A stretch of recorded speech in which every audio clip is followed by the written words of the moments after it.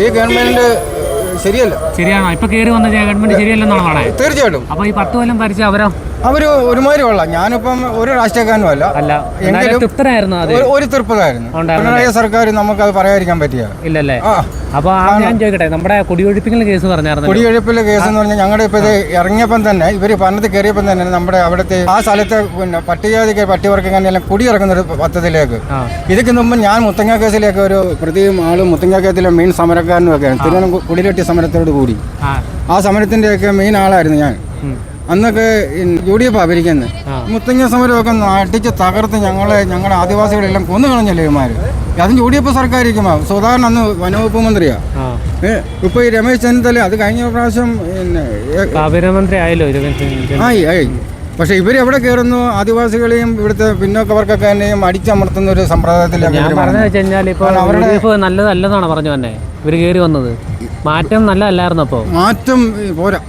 പക്ഷേ LDF ഒരു മൂന്നാം മരുന്നായിരുന്നു നല്ലത്. ഇച്ചിരി ഡെവലപ്പ് ആയാലും കാരണം ഇവിടുത്തെ വികസനമൊക്കെ കണ്ടത്. ഇങ്ങനെ ഒരു തിരിച്ചടി വരാൻ കാരണം എന്ന് വെച്ച് കഴിഞ്ഞാൽ ജനങ്ങൾ മാറ്റി ചിന്തിച്ചുകൊണ്ടല്ലേ ഇങ്ങനെ ഒരു അവസരം. അപ്പൊ അല്ലെങ്കിൽ പിന്നെ UDF പിന്നെ മൂന്നാം വട്ടം വരായിരുന്നു.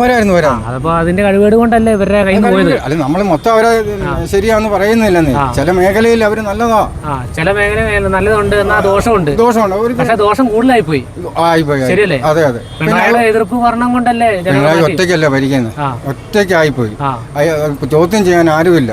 കാരണം പുള്ളി മൊത്തം ആ പാർട്ടി നയിക്കുന്ന രീതിയിലാക്കി കളഞ്ഞു.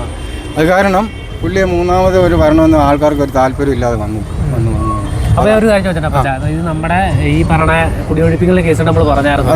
അപ്പൊ അതിൽ ഈ 10 വർഷം അവർ ഭരിച്ചിട്ട് അവർക്ക് ഈ ഒരു നീക്കുപോക്കലും ചെയ്യാത്തത് ഈ ഇടകാലത്ത് ഈ സമരം കൊണ്ട് വന്ന കാര്യം തന്നെയായിരുന്നു. അത് 14 പ്രാവശ്യം അവർ ഒഴിപ്പിക്കാൻ വന്നല്ലോ അവിടെ. 14 വർഷം LDFകാർ അതിന്റെ അവിടുത്തെ ഒരു MLA അതിനെ തടസ്സപ്പെടുത്തി. അവരെപ്പം കൂടെ ഉണ്ടെന്നാണ് പറഞ്ഞു വന്നത്. കൂടെ ഉണ്ടെങ്കിലും ഒരു കള്ളക്കളി ഉണ്ടെന്നേ.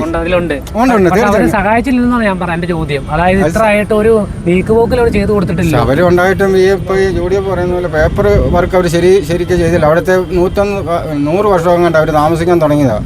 ഈ LDF അന്നേരം ഈ പേപ്പർ വർക്ക് ചെയ്യായിരുന്നു. ഇവർക്ക് പട്ടയെല്ലാം കൊടുക്കായിരുന്നല്ലോ. ഈ പറഞ്ഞില്ലേ 10 വർഷത്തെ അവർക്ക് ചെയ്തു കൊടുക്കാറുണ്ടല്ലോ ഭൂമി.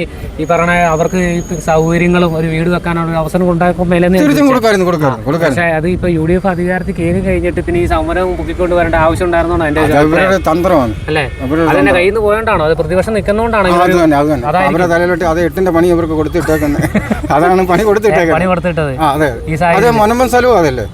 മൊനമ്പൻ സ്ഥലവും ഇവര് 8ന്റെ പണി കൊടുത്തിട്ടേക്കും. അപ്പൊ ഈ അപ്പച്ചന്റെ ഒരു അഭിപ്രായം പറയാനാണെങ്കിൽ എന്നായിരിക്കും ഇപ്പോഴത്തെ സാഹചര്യം വെച്ചിട്ടാണെങ്കിൽ നിർത്തി വെച്ചേക്കുക? അപ്പൊ അപ്പച്ചന്റെ ഒരു കാര്യം എന്നായിരിക്കും ഒരു അവസരം പറയാനാണെങ്കിൽ? എനിക്ക് ഒരു അവസരം പറയാണെങ്കിൽ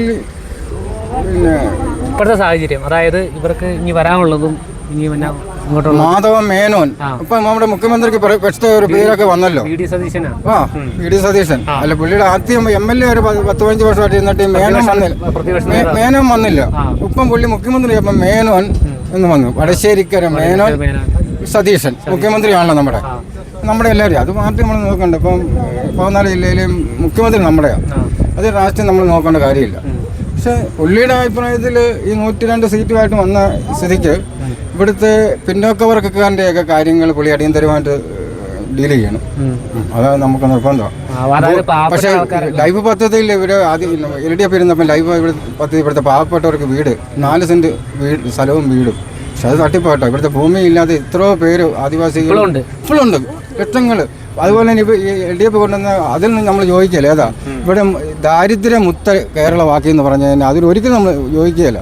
ഇഷ്ടം പോലെ തെരുവുകളിലും പിന്നെ വീടുകളിലും ദാരിദ്ര്യം കൊണ്ട് കിടക്കുന്നവർ എത്രയോ പേരുണ്ട്. ഇഷ്ടം പോലെ വരുന്നില്ല, തേടി പോകണമില്ല. ഞാൻ പറയുന്നത് 2 അധികാരത്തിലുള്ളവരാണെങ്കിൽ തന്നെ അത് LDF ആണ്, BJP ആണ്, UDF ആണെങ്കിലും പാവപ്പെട്ടവരൊന്നും പാവപ്പെട്ടവരായിട്ട് കണക്കാക്കിപ്പിക്കണില്ല. ഇല്ല ശരിയല്ലേ? പിന്നെ ഒരു സമയമാകുമ്പോൾ പറയച്ചിൽ മാത്രമേ ഉള്ളൂ. വോട്ട് കിട്ടാൻ വേണ്ടി എല്ലാവരും, ഞാൻ ഉൾപ്പെടെ പറഞ്ഞു, എല്ലാവരും പറഞ്ഞു.